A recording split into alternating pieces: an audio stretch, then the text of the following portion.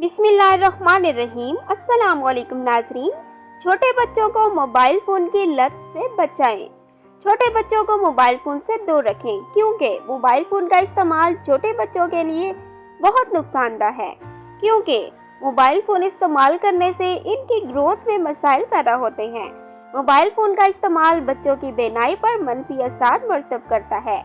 बच्चे mobile phone का आदी हो जाने की वजह से स्कूल जाने से भी घबराते हैं।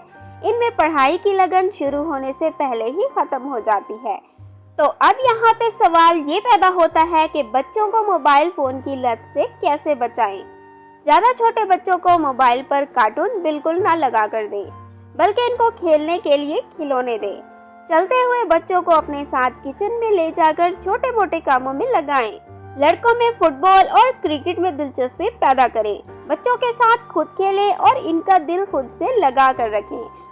जब आप इंटरनेट इस्तेमाल ना कर रहे हो तो इसे बंद करके रखें। बच्चा अगर मोबाइल फ़ोन उठाने की जिद भी करे तब इनको किसी और तरीके से बहलाएं।